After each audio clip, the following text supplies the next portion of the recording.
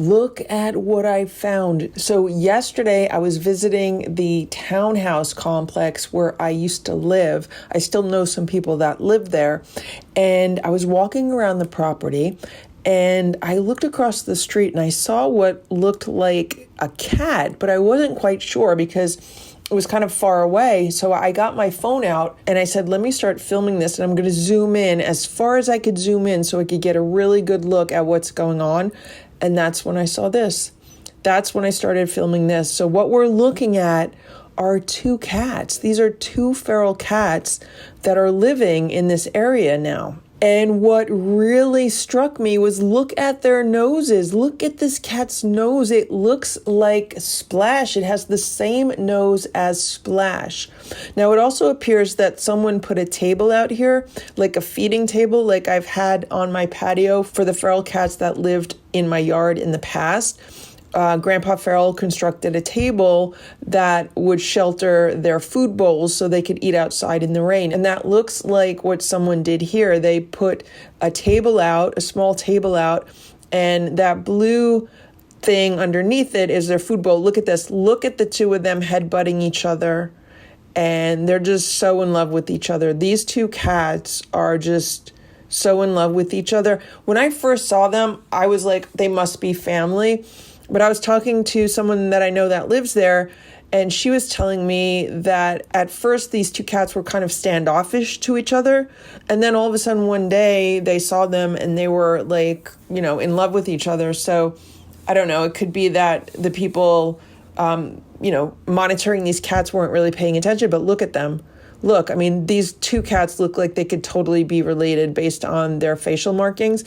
And right now they're both eating food. So this is a food bowl and it has two separate compartments for their food. They're having dry food. And I found out that the neighbors that live like across the street, directly across the street from where these cats are, they're all looking out for the cats. So there's like 4 units and everyone's looking out for the cats. It's turning into like a community effort over there. And I just couldn't believe what I was seeing. So this gives you an idea of what the location looks like. So this is all a nature preserve, and the townhouses are across the street from this nature preserve, and it's just a lot of wilderness. So these cats have a lot of hunting ground. I know there's a bunch of mice in there. I'm sure there's chipmunks. There's obviously birds. There's all kinds of like small rodents and stuff. But these cats are getting fed by the residents that live there. And if you look at the cats, you could see that they're not starving.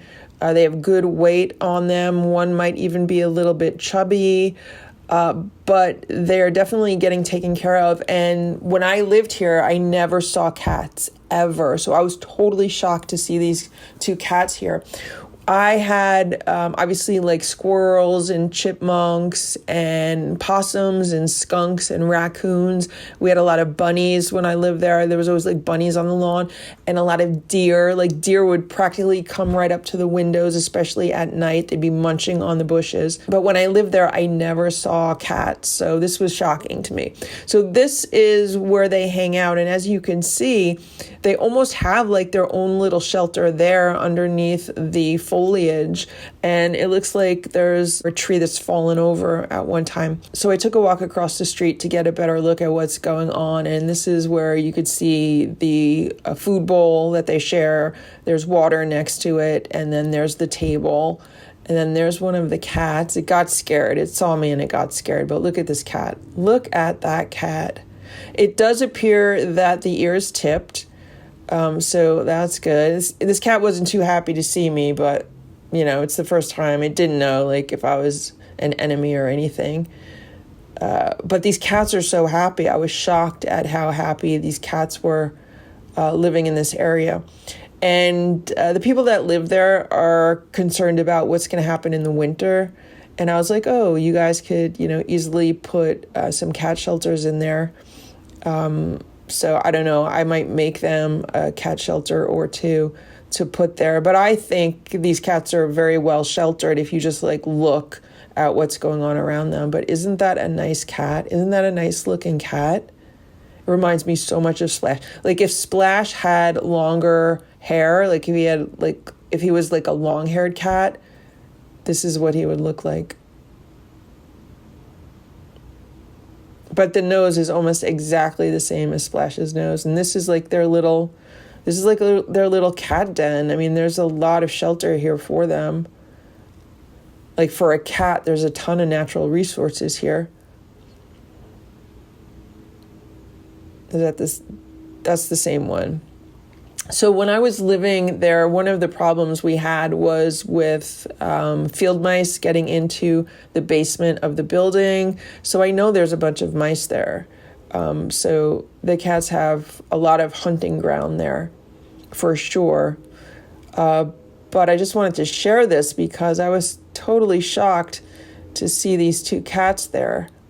And there's their food bowls. So here's their food bowl, and there's the table. It looks like maybe someone put plastic on the top of the table so it doesn't get too warped or beaten up from the weather. But, you know, I give whoever's taking care of this, whoever set this up, I give them an A for effort. There's the cat. I was driving by at this point, and I just stopped and, like, look at that. Look at the cat. It looks so much like Splash, but just a bigger version of Splash. And then there's the other one. This one like has Splash's fur and coloring more. This one is obviously good gray with longer fur. But these two guys, I don't know if they're girls or guys, but these two cats just, they're really happy there. I was like shocked at how happy the two of them looked. And they know like what time they get fed. So they get fed in the morning, and then they also get fed in the evening. And they're just enjoying themselves. And it seems that the neighbors taking care of them can't really get too close to them. Like they're feral, and I guess they haven't tried to train them. And I was talking to someone there, and I was saying, yeah, they're totally trainable. You should have no problem. It just takes a lot of effort. So maybe they're going to start trying to train them. But right now they've just been making sure that they get food and they get water, and they're living their best feral cat lives. Thank you for watching this Lucky Ferals video. If you enjoyed it, please give it a thumbs up. Please subscribe if you'd like me to post more videos, and please make sure to check out these other videos that were selected especially for you.